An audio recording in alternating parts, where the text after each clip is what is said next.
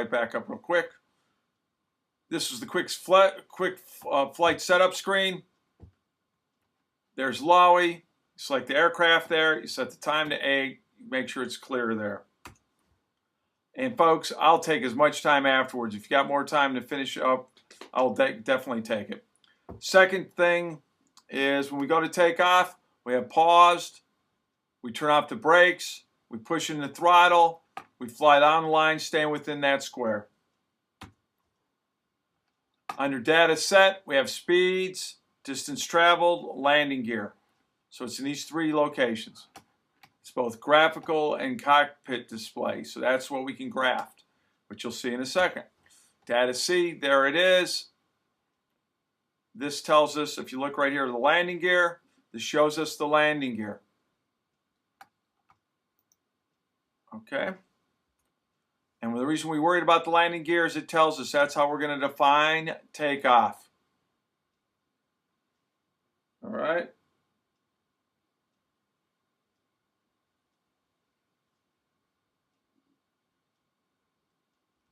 Now, let's go back to lesson 3. Real quickly, we said airspeed and the angle of attack determine how much lift you have. Lift is the result, in all cases, of low pressure on top and higher pressure below the wing. For years, we said that was Bernoulli's principle. As we increase the airspeed of a gas or a liquid, for that matter, you lower the pressure. Recently, we've said it's more, no, that explains it some of the time. Other times, Newton's third law. That's the result of air underneath going out, resultant lift in the vertical. Talked about drag. We talked really a lot about flaps that both increase lift and increase drag to slow it down. That aids pilots in landing. Thrust, we said thrust was simply landing.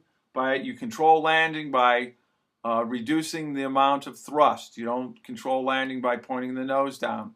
You point the nose down, up or down, or pitch the nose up and down to control your airspeed. But it's really about controlling the amount of thrust.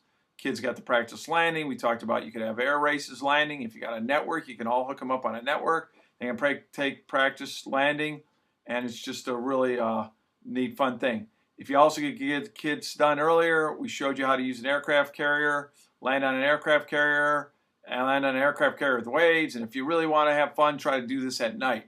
Get a lot more admiration for our people in the service doing that kind of thing. All right. Now, today, we're going to talk about stability. And this is a long lesson. If you download it off of Dropbox, you'll see it. We actually have it in 2 pieces. And if you go on the website, you'll see it's in 2 pieces. Now, let's talk about what stability is, and then we're going to talk about how we might break this longer lesson up. The Wright brothers, among the many things they invented to get manned flight first, they understood, like many in their generation, that you needed to get control of the plane and pitch, yaw, and roll. What made the Wright brothers fly before anybody else was the fact that they figured that out. They figured out how to make the plane do that, among several other things. So, pitch, think of it as the nose going up and down, as you can see right here in this drawing. That's pitch. Boat pitches up and down. Okay? The other drawing on that, for some reason we've skipped the page off that, is you go left or right, and it's called yaw if you turn left or right. And if you go rolling, it rolls. So think of it this way. On this drawing right here, if I pitch up and down, I can go left or right. I call the yaw. And if I roll the airplane on one side or another, that is called roll. Okay? So that might be right with younger kids. You might also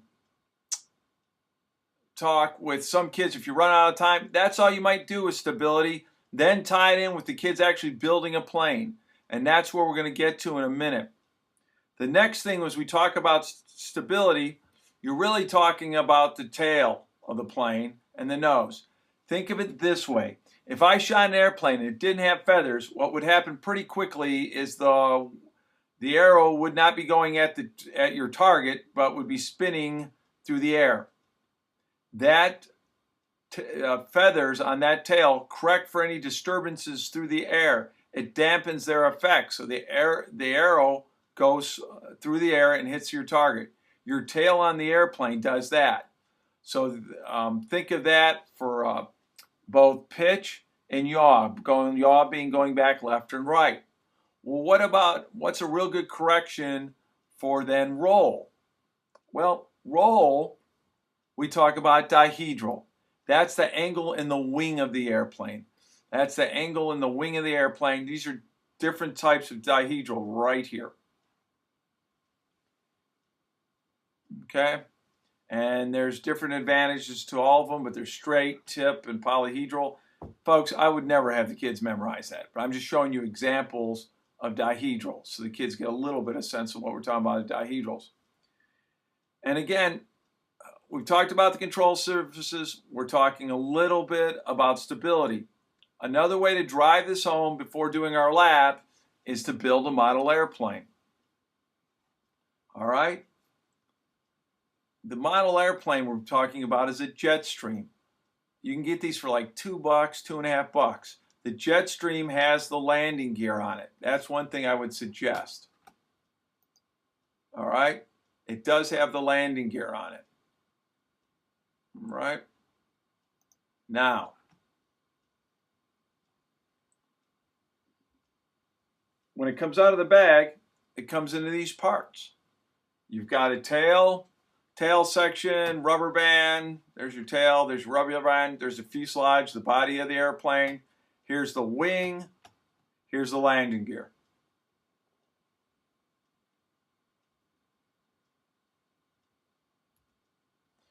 You put it together. May I make the suggestion? The kids don't build things very much anymore.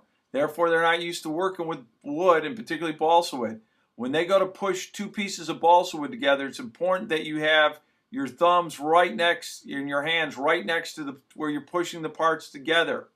If not, the compressive forces will break the balsa wood really easy. So if my thumb in this picture was over by the ST in Jetstream, the tip of that would break. But I bring my fingers right next to where I'm pushing. All right, there's it with the wing through it and the tail. Horizontal surfaces of the tail right there. There, you're putting in the prop. Notice the wire goes in. There's a little slot for that. The wire goes in there for your landing gear. So here's your prop, propeller right here. And that's the head of that. There's a rubber band that's going to go to it in a moment. And there is our finished airplane, ready to fly. Don't worry about the wheels rolling. Sometimes folks get kind of concerned, why wheels aren't rolling. The plane, when it's wound up, is going to take right off. So when we build these on some other planes, we even just use a pair of pliers and crush the wire right on the wheels. The wheels don't move at all, but there's so much force, so much thrust in that motor for the weight of the airplane, it jumps right off the sky. So there's the plane, but we're not at the lesson. What we do is we build this. It takes the kids, I don't know, 5 to 10 minutes tops to build this. And then we go outside and we fly it. Once we go out and fly, you're going to get flights. The average flight is the plane goes up, it goes real fast, then banks into the ground. Goes real fast, goes nose first into the ground. Or it flies, and it flies 1.5, 2 seconds. Still an exciting moment, the plane gets up and flies. But with what they've learned about the aviation, the flight of this, we can modify this airplane and make it fly much more. But before we do that, is there any questions about anything I've covered so far?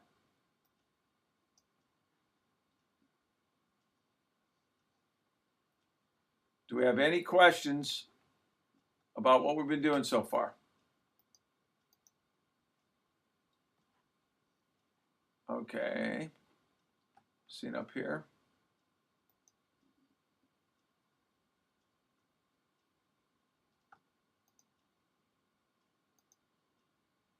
Okay, and if that's the case, let's go to the next step when we modify the airplane.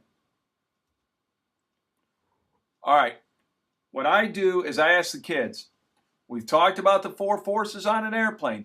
What can we do to make this plane fly better?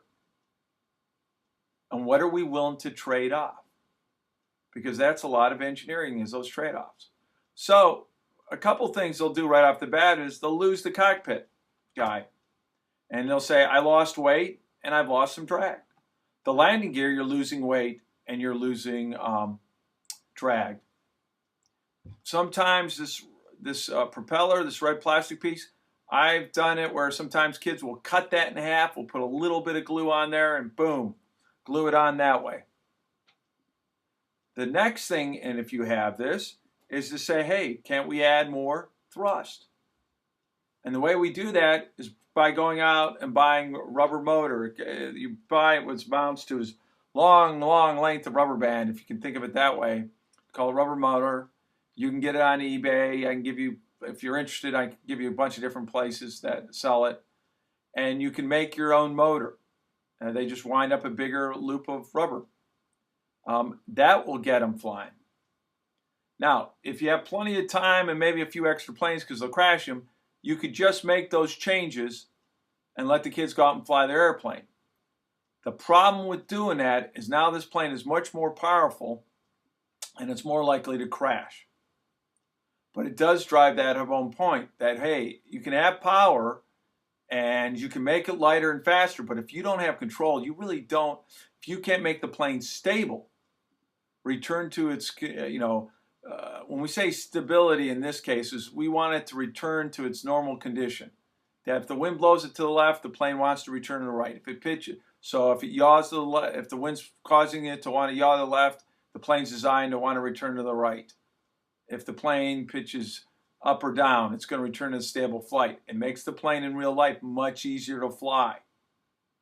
But there's a trade-off there because, and we get to that in the questions, is the more stable you make it, a little bit less responsive, the more docile handling, it's not as sharp. And if you're, for example, an acrobatic pilot, you want a plane that handles very sharply and can do lots of things. So it's that trade-off.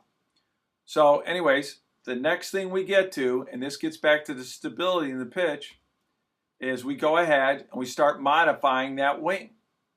What we're going to do is add more dihedral. So you can see me marking with the ruler the wing on the plane. You can tell with the 2 red lines where I mark on this plane.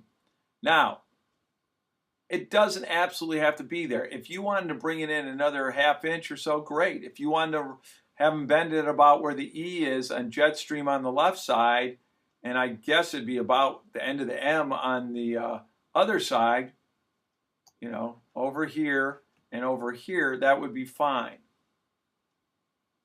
But for me, this seems to be a pretty good spot right here and here. So go ahead, we're going to mark it with a pencil. And then we're going to keep marking it with the pencil. See it right there? That we can slowly pull the wingtip up. So what that does is that allows it, try not to break it if you can avoid it.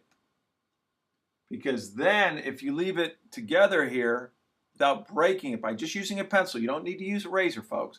Just use a pencil, score it a couple times, gently, and then bend it up. And then you can glue it. And we use super glue with accelerant here, cyanide glue. There's cyanide-based glue. I would tell you white glue would work fine in this situation. Here's another tip.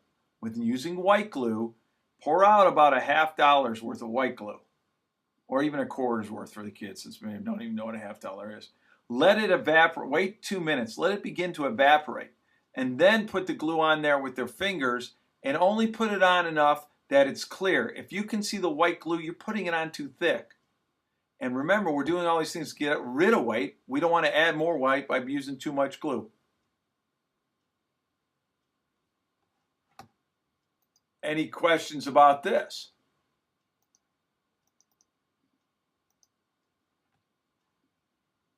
Does anybody have a question on this, folks?